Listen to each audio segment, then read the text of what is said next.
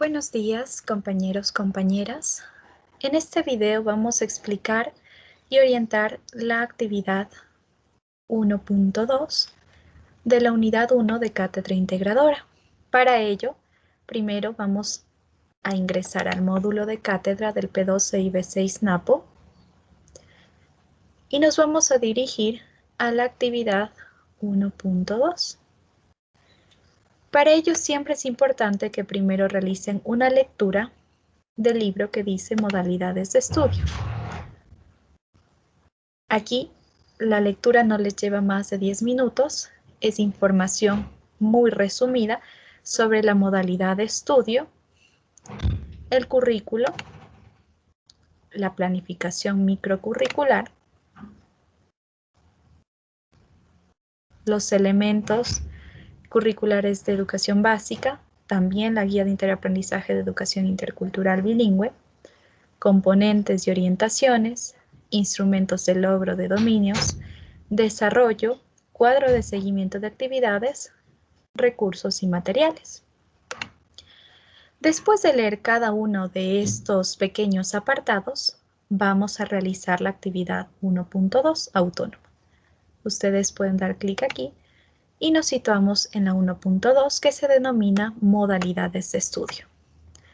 Como primera indicación, es importante que ustedes den una lectura global de todas las orientaciones metodológicas del producto que se quiere, de los recursos y la forma de evaluación, la rúbrica. Bien. En este sentido, la descripción está orientada a que ustedes sepan para qué se está haciendo esta actividad y por qué es importante realizarla. Después de que lean la descripción, vamos a abordar las orientaciones metodológicas de esta actividad. Como tip de estudio, yo les recomiendo que se descarguen todos y cada uno de los documentos que aquí sugiere, dando clic sobre el texto subrayado de azul para que puedan abrir los documentos y ubicarlos en una sola carpeta, tal como lo he hecho acá. Esto con el fin de que ustedes sean más organizados a la hora de realizar una actividad. Ahora sí vamos a indicar.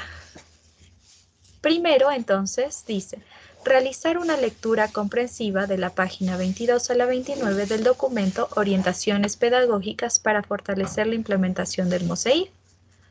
Bien, al abrir este documento, al que me va a llevar es a este de aquí.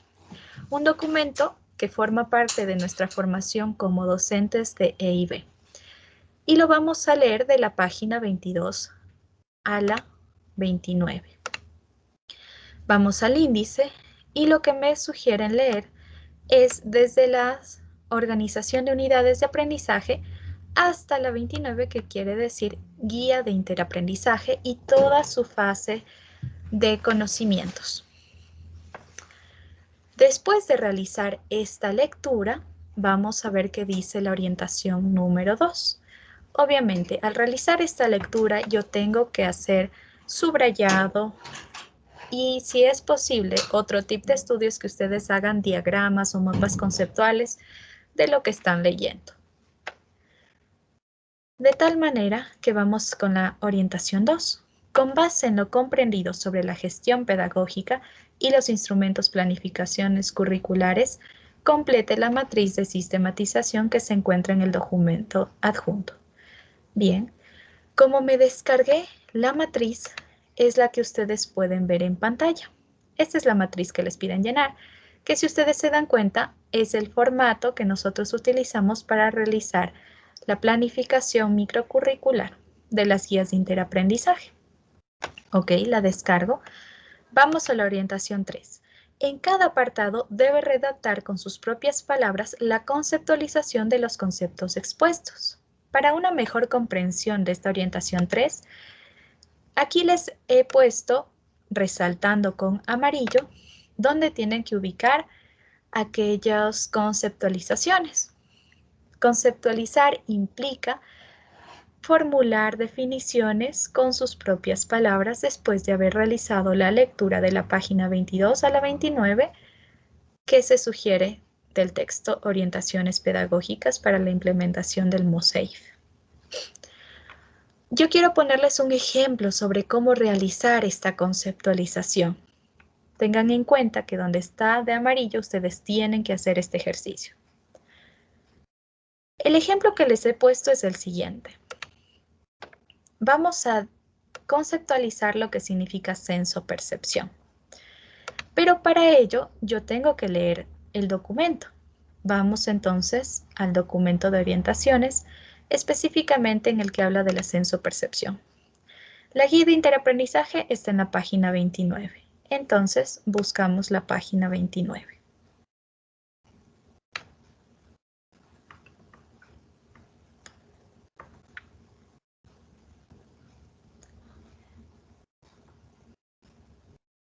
Al llegar a la página 29, donde está la guía de interaprendizaje en el cual se detalla para qué sirve y por qué es importante, vamos a donde dice, aquí está, actividades de senso-percepción o actividades senso-perceptivas.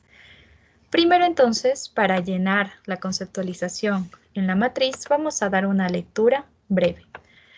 En cada subetapa se plantearán actividades motivadoras que despierten el interés acerca de lo que se va a aprender, que entren en juego todos los sentidos. Para el efecto se puede proponer varias actividades como caminatas, sala de letras, videos, dramatizaciones, juegos, maquetas, audios, etc.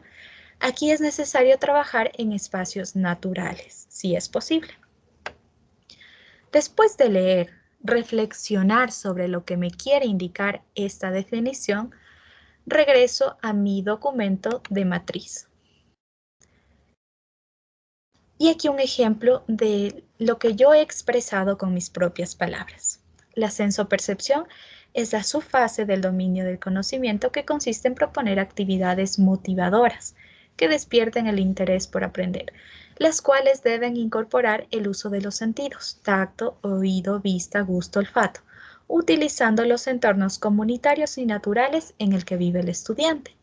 Como ven, mi ejercicio de conceptualización está basado en lo que dice el MOSAIF, pero no es una copia, sino que lo que yo he hecho es reflexionar y anotar con mis propias palabras. Sin embargo, aquí es pertinente realizar una cita indirecta o también denominada parafraseo. Como siempre les he dicho, siempre cuando hagan una actividad de la UNAE, tengan abierto el manual de normas de estilo APA. Para ello, entonces, vamos a revisar cómo hacer una cita por parafraseo. Ok, como les dije, aquí tienen abierto en una carpeta todo esto y vamos a buscar el manual. Abrimos el manual de estilo APA y tengo en mente que voy a hacer una cita por parafraseo. Entonces, voy al manual y me ubico en el índice para empezar y busco cita indirecta, parafraseo. Me dice que está en la página 10. Ok, voy a la página 10 y aquí me da una breve explicación a lo que se refiere una cita por parafraseo. Aquí dice que en este tipo de citas debe incluirse el apellido del autor y el año de publicación. Y bajando un poco nos da un ejemplo, que existen dos tipos de cita, la narrativa y la parentética.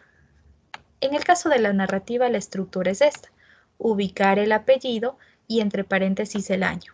Y en el caso de la parentética, primero ubicamos entre paréntesis el apellido, coma, el año de publicación del documento. Yo puedo usar cualquiera de los formatos. En mi caso, voy a utilizar la parentética. Entonces, tengo en mente la estructura de esta cita parentética y regreso a mi matriz, donde estaba escribiendo.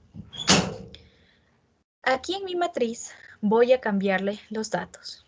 Entonces necesito indagar en primer lugar cuál sería la persona o la institución que escribió el documento de orientaciones pedagógicas, porque de ahí yo saqué la información. Entonces regreso nuevamente a mi documento de orientaciones. Subo y acá me dice orientaciones pedagógicas y reviso la contraportada. Aquí está la contraportada, que va después siempre de la portada. Y aquí están los datos informativos. Aquí dice autores y colaboradores. En este caso no hay un nombre y un apellido, simplemente me expresa que es actores del Sistema de Educación Intercultural Bilingüe. Este es un ejemplo de un autor corporativo, es decir, aquellos que emiten documentos, pero que son instituciones públicas o privadas. Regreso a mi matriz y pongo actores del CEIF. Para cortar puedo utilizar las siglas del Sistema de Educación Intercultural Bilingüe. Coma, y vuelvo al documento para fijarme el año de publicación. Aquí está, primera edición 2019. Perfecto. Tomo el año y regreso. Y aquí ubico 2019 y cierro el paréntesis. Este es un ejemplo de cómo tienen que ir haciendo cada uno de las conceptualizaciones de los conceptos. Luego ustedes harán solos el de problematización, desarrollo de contenidos, verificación, conclusión, la fase de aplicación, creación y socialización. También ubicar qué es un recurso, ubicar qué es un dominio de aprendizaje, qué es un objetivo de círculo de conocimientos, qué es un saber y conocimiento, qué es el número y título de la unidad de aprendizaje, la asignatura, qué es un proceso dentro de la IB, qué es la unidad de aprendizaje. Es decir, llenar esta matriz. Pero cualquier cosa en este ejercicio vamos a usar citas indirectas, parafraseos. Y siempre es necesario que ustedes apliquen el manual de estilo APA. Bien, terminada esta explicación, avanzamos a la orientación número 4. Aquí me dice realizar una lectura comprensiva del artículo de García 2018 titulado Blended Learning y la convergencia entre la educación presencial y a distancia. Doy clic aquí y me descargo el documento. Como ya les indiqué, tengan en una carpeta y abrimos el documento. El documento es este. Tiene 14 páginas. ¿Cuál es mi recomendación?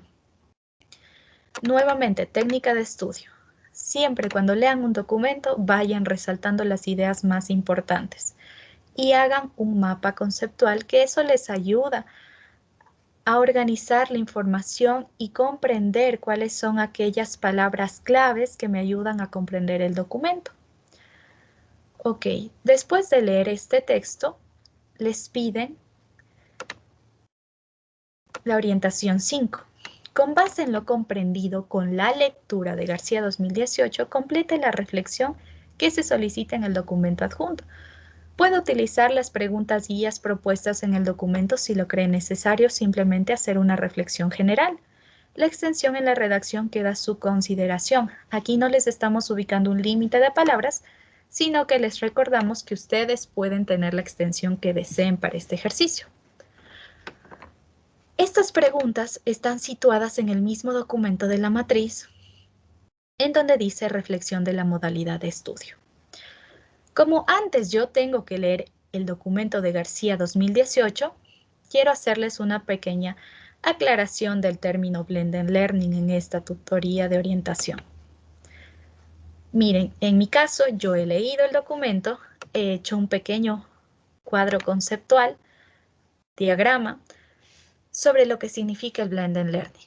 Entonces, el Blended Learning básicamente es la enseñanza-aprendizaje integrados, pero basados en un modelo de aprendizaje presencial, es decir, cara a cara, en el aula de clase, en un espacio físico, y el aprendizaje en línea, también denominado e-learning, el aprendizaje que se da a través de plataformas virtuales. Bien, el Blended Learning trata de integrar medios, estrategias y actividades, metodologías para satisfacer las necesidades de aprendizaje. Pero esto generalmente, y en el texto ustedes lo van a profundizar más, depende mucho de la diversidad que tengamos en el aula. Lo que quiere el Blended Learning es optimizar los tiempos, es decir, no dedicar demasiado tiempo explicando un contenido, sino que desarrollar también las competencias autónomas y colaborativas del estudiante. Por lo que vamos a ver cuáles son los principios, las características y una modalidad interesante de este Blended Learning. Los principios del Blended Learning es que una distribución más eficaz del tiempo de estudio entre lo presencial y en línea, un rediseño del curso para lograr mayor participación de parte de los estudiantes, el uso de tecnologías, medios y recursos dinamizadores que propongan aprendizajes activos, pero recordemos que si nosotros no sabemos usar tecnologías o recursos digitales, no vamos a poder hacer un buen uso de este Blended Learning.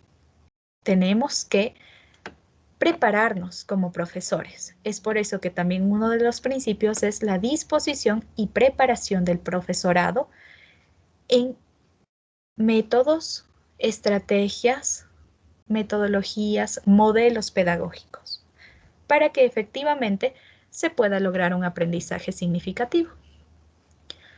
Las características más importantes del Blended Learning es que fortalece el aprendizaje autónomo independiente, el aprendizaje colaborativo, existe una comunicación asincrónica y sincrónica, sincrónica en un mismo tiempo y espacio, y la asincrónica que puede ser en tiempo diferido. Esta tutoría es un ejemplo de una comunicación asincrónica. Y finalmente, el aprendizaje guiado que puede ser individual y grupal. Ambos siempre se utilizan. Finalmente, una modalidad o variante de este Blended Learning es lo que denominamos Flipped Classroom o aula invertida. Esta aula invertida básicamente consiste en una distribución del horario escolar. El docente sugiere a los estudiantes actividades de manera autónoma que puedan ser elaborados en casa y un aprendizaje interactivo en el aula.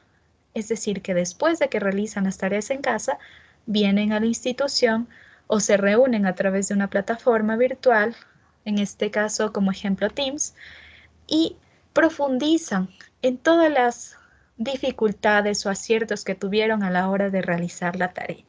De tal manera que en el aprendizaje autónomo se fortalece la comprensión, la memorización, y en el aprendizaje interactivo se fortalece la interacción, la comunicación, la creación, la evaluación de lo que estamos haciendo. A grosso modo, esto tiene que ver con el Blended Learning. Ustedes lo profundizarán mucho mejor en la lectura del artículo escrito por García. Regresamos entonces a lo que me decía, ¿no? De reflexionar sobre las preguntas que aquí me plantean. Aquí les han dado 4. Como dice en la orientación, puede hacer una reflexión general sin necesidad de contestar cada pregunta, pero teniendo en cuenta estas preguntas. Es decir, o bien ustedes pueden contestar pregunta por pregunta, o bien hacer un solo texto que involucre estas 4 preguntas. Aquí me preguntan cuál es la modalidad de enseñanza. Si ustedes atendieron, al inicio tenían que leer el librito que estaba antes de la actividad. Y las modalidades son semipresencial, a distancia o virtual. ¿Qué implicaciones ha causado sobre su praxis docente esta modalidad de enseñanza? Implicaciones positivas o negativas que cómo han funcionado de acuerdo a la modalidad en la que ustedes imparten clases. Un ejemplo es que en este curso la mayoría de ustedes ha aplicado una modalidad a distancia. ¿Y eso qué ha implicado sobre ustedes? ¿Cómo han podido realizarla ya en la práctica? ¿Qué estrategias, la otra pregunta, qué estrategias curriculares y didácticas aplica en su modalidad de enseñanza? Aquí le están preguntando qué estrategias curriculares, por ejemplo, la aplicación de guías de interaprendizaje, y didácticas puede ser el aprendizaje basado en proyectos que ustedes utilizan, el aprendizaje colaborativo en tratar de que los padres de familia hagan un acompañamiento pedagógico en el hogar.